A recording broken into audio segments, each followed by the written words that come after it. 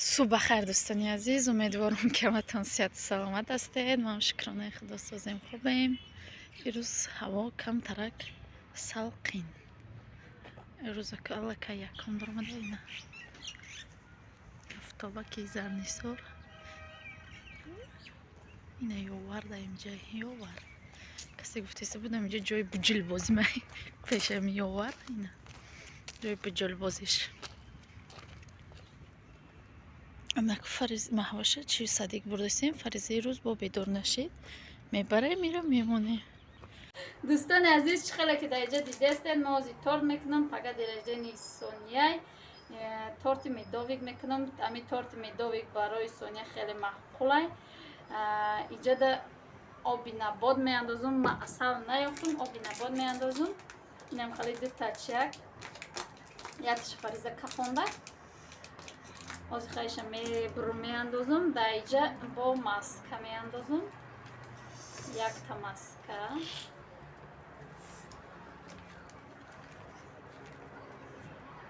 کمی یک سودا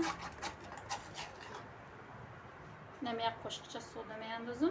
در بالای پلیتا میمونم میرم میاندازم. در بالای پلیتا میمونم تا یک جای شیدن شه تا سوختن یعنی اصلا میکوبیم. بعد در اینجا باشه در ادلنی میزنم دو تا تخم با شکر و با وقتی که این تیار شد بعد این میاندازم خمیرش تیار میکنیم.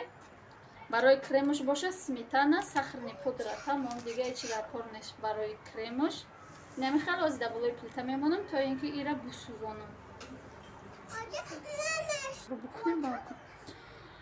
دو تا تخم انداختم با چشم شکر میاندازیم. بعد ما اینجا با کمی یک سودا میاندازم. بعد اومیخته میکنم تا شکرش آب شدنه لب میزنه آخره.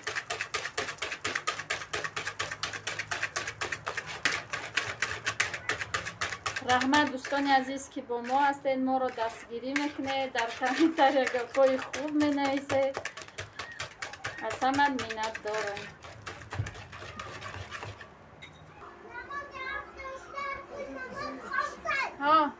اینه میخواد دوستان عزیز نمیخواد کف میکنه. خیلی بسیار آدم ها میدونن میداوی کنه که ما همین خیلی میکنم. از اینم خیلی کفاش پس میشه میسوزه سیاه میشه. بعد میگیرم در بالای وای میریزم میشه.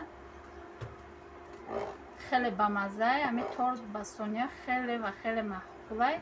کدام دیرنجینی باشه فرق نداره. در دیرنجینیمون همین تورت میپزیم لیکن در دیرنجینی فریزه نپخته بودیم. نمیدونم برای چی و ایده تورت نپخته بودیم خریده بودیم. ایده خیلی با میپزیم خدمون و آرایش میتیم با دل خدمون. با یک دو سالت هم میکنم همجا نشان میتیم. یک تیاری با زودروزی سونیا میشود. انشاءالله که پگه ویدیوی پرش میپرتم ای اول تا آخرش ای بازار رفتگیمون ای همش میپرتم نصیب باشه.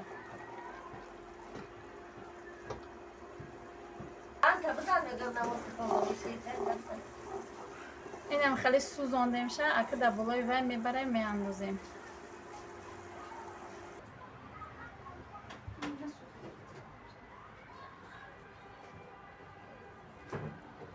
اینم خیلی کم کمکی میاندازیم تا دو دم میگیریم.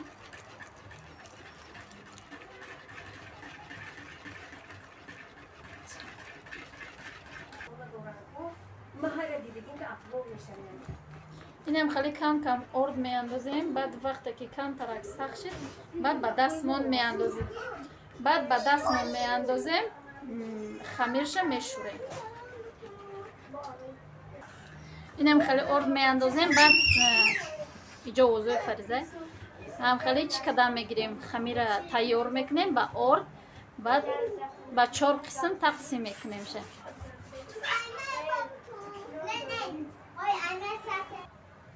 اینم خیلی یکمش تنو کردم میمونه میره باید همین گرمش تست تنو کنی بمونی بپزی بگیری. نمیخواد میمونم در دخوفکه با مدت 8-10 دقیقه میپزه هر یک کورجش.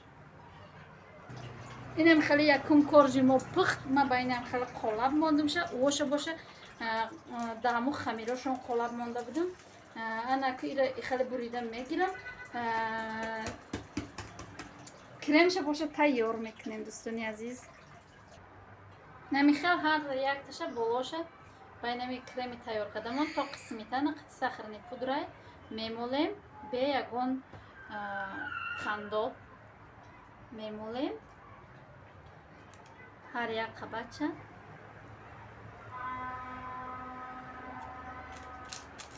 видеои пагаҳа ҳатман ки интизор шавед, видеои ҷолиб мешавад, хеле шавқовар мешавад ва мефаҳмед ки мо чӣ харидем барои Соня тӯҳфа.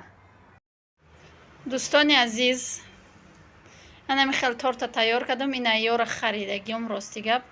инамиҷа Соня иншолло ки 13 сола мешава. пага видеои моро интизор шавед. торта мебарем, сар мекунем ден ражденира ай пага. ҳозир боша салатомона мекунем. ма боша дар инҷа видеоро ба поён мерасонам. барои салатомон мо 2 намуд салат мекунам. мо боша видеоро дар инҷа ба поён мерасонам. то видеои оянда дар паноҳи худо бошед. худо нигаҳдори ҳар яки мо ва шумо бошад. хайр дӯстони азиз.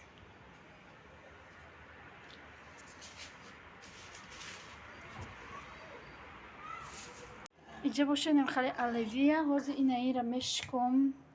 и бодринкати мешком. инаира мешком ку чӣ хеле агар хушрӯ боша ма бо мехарам. инҷа махка мекунам. инҷа хоҳаракам омадага, хонаванд меҳмон омадага ёрдам кардестай мада. Соня дарсош тайёр кардестай. чӣ мекунам? ира мешком хушрӯак. агар хушрӯ боша бо махка мекунам. намихел ҳозир бушком шапук. инам хеле шикоядам ба мазза дай бо махка мекунам. бодринг монам хушрӯ реза кардестай. хушрӯакай чӣ мекунам? инам хеле салати оливия мекунам. як салат бо крабови палички ҳозир тайёр карда мешавам. бо нишон медам. ина салатомон тайёр шид.